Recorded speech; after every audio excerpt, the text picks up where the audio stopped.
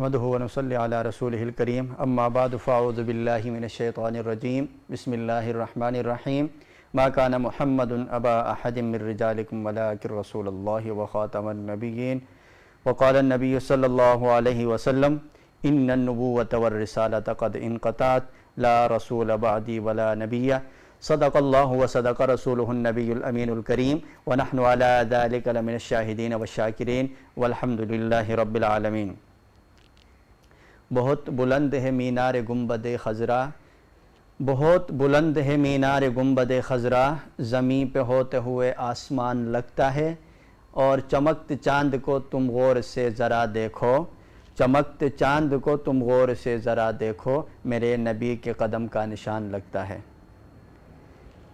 جو آیت مبارکہ میں نے آپ کے سامنے تلاوت کی، اللہ رب العزت فرماتے ہیں کہ محمد رسول اللہ صلی اللہ علیہ وسلم تم میں سے کسی مرد کا باپ تو نہیں ہے، ولیکن رسول اللہ و خاتم النبیین، لیکن وہ اللہ تعالیٰ کا رسول ہے اور جو ہے نبوت کو ختم کرنے والے ہیں۔ آپ صلی اللہ علیہ وسلم پہ نبوت ختم ہو چکی ہے۔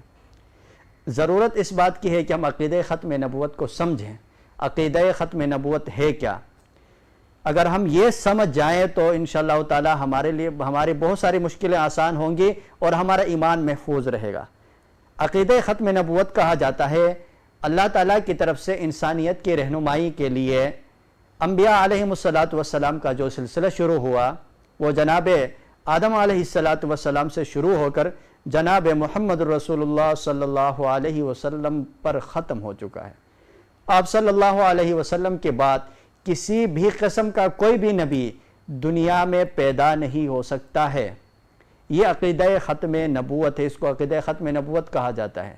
یاد رکھیں، آپ صلی اللہ علیہ وسلم کے بعد اگر کسی شخص کو نبی کسی بھی طرح کا اگر مان جائے تو وہ شخص مسلمان نہیں رہے گا۔ علماء نے لکھا ہے رسول اللہ صلی اللہ علیہ وسلم کی ختم نبوت میں شک کرنے والے کا ایمان بھی باقی نہیں رہتا ہے۔ رسول اللہ صلی اللہ علیہ وسلم کا جو عقیدہ ختم نبوت جسے ہم کہتے ہیں آپ خاتم النبیین ہے، یہ کوئی ہم ایسی سنی سنائی بات نہیں کرتے ہیں۔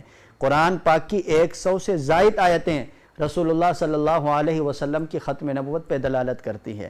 جناب محمد رسول اللہ صلی اللہ علیہ وسلم کے احادیث میں سے 200 سے زائد احادیث مبارکہ عقیدہ ختم نبوت پہ دلالت کرتی ہے، اور امت کا صحابہ کرام کا جو سب سے پہلا اجماع ہوا ہے وہ ختم نبوت پہ ہوا ہے۔ تو ناظرین، اس عقیدے کو سمجھنا بہت لازمی ہے، اور یاد رکھیں اگر ہم اس عقیدے کو نہیں سمجھیں گے اور پھر اللہ نہ کرے ہم کسی قادیانی کے ہاتھ چڑھ جائیں گے تو پھر ہم رسول اللہ صلی اللہ علیہ وسلم سے ہمارا رشتہ ختم ہو جائے گا۔ اور یاد رکھیں رسول اللہ سے جس کا رشتہ ختم ہو گیا وہ دنیا میں بھی ناکام ہے اور آخرت میں بھی ناکام ہے۔ دوسری بات یہ سمجھیں کہ ہم رسول اللہ صلی اللہ علیہ وسلم کو جب آخری نبی مانتے ہیں تو اس کا تقاضا یہ ہے کہ ہم رسول اللہ سے محبت کریں، اس کا تقاضا یہ ہے کہ ہم رسول اللہ صلی اللہ علیہ وسلم کی سچی اطاعت کریں، زبانی دعوے نہ ہو۔ رسول اللہ سے محبت کا دعویٰ میں بھی کرتا ہوں، آپ بھی کرتے ہیں، ساری دنیا کرتی ہے۔ اس محبت کا تقاضا، محبت کیا ہوتی ہے یہ یاد رکھیں، محبت یہ ہے کہ اپنے آپ کو محبوب جیسا بنا دو، محبوب جیسا اپنے آپ کو بنا دو، سچی محبت یہی ہے۔ جس طرح جناب صدیق اکبر رضی اللہ تعالیٰ عنہ ہجرت کی رات جناب رسول اللہ سے جب ساتھ مل کر چلے اور ہجرت کی مدینہ پہنچے تو مدینہ والوں کو یہ شبہ ہو گیا تھا کہ رسول ان میں سے کون ہے، پہچان نہیں سکے۔ جناب سیدنا صدیق اکبر نے اٹھ کے رسول اللہ صلی اللہ علیہ وسلم پہ چادر سے سایہ کیا، یہ بتانے کے لیے کہ نبی اور رسول خاتم النبیین یہ ہیں۔ اس لیے ہمیں رسول اللہ صلی اللہ علیہ وسلم سے سچی محبت کا دعویٰ ہے تو ہم رسول اللہ کی سچی اطاعت کریں، رسول اللہ کی سچی اتباع کریں۔ وہ جگر مراد آبادی نے اسی لیے تو کہا تھا کہ اس انداز سے آپ رسول اللہ کی اتباع کریں۔ انہوں نے ایک شعر حضرت ابوبکر صدیق رضی اللہ تعالیٰ عنہ کے بارے میں لکھا کہ میرا کمال عشق میں اتنا ہے اے جگر کہ وہ مجھ پہ چھا گئے میں زمانے پہ چھا گیا۔ اگر آپ رسول اللہ کی سچی اطاعت کریں گے، سچی اتباع کریں گے تو آپ دنیا پہ چھا جائیں گے۔ شیخ الاسلام مفتی محمد تقی عثمانی صاحب دامت برکاتہم العالیہ نے محبت پر بڑے خوبصورت اشعار کہے۔ حضرت فرماتے ہیں کہ محبت کیا ہے؟ دل کا درد سے معمور ہو جانا، متاع جاں کسی کو سونپ کر مجبور ہو جانا۔ یہاں تو سر سے پہلے دل کا سودا شرط ہے یارو، کوئی آسان ہے کیا سرمد و منصور ہو جانا، بسا لینا کسی کو دل میں دل کا ہی کلیجہ ہے، پہاڑوں کو تو بس آتا ہے جل کر طور ہو جانا۔ ان اشعار سے آپ سمجھیں کہ محبت کی تعریف کیا ہے۔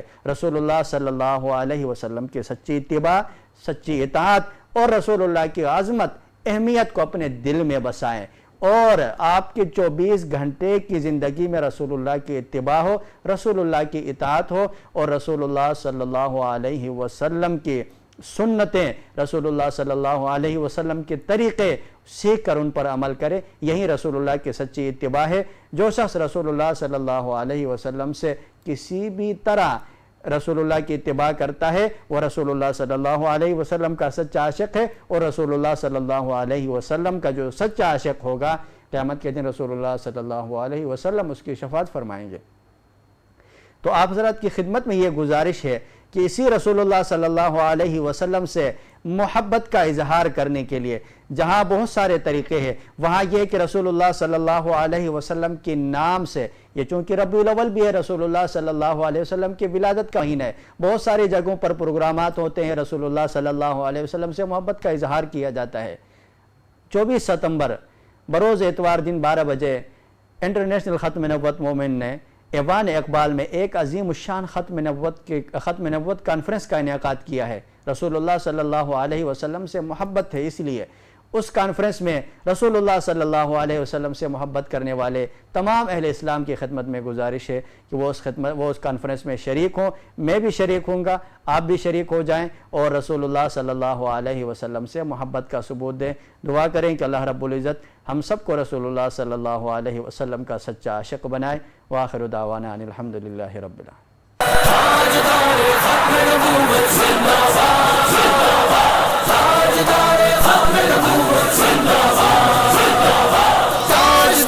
ختم نبوت زندہ باد۔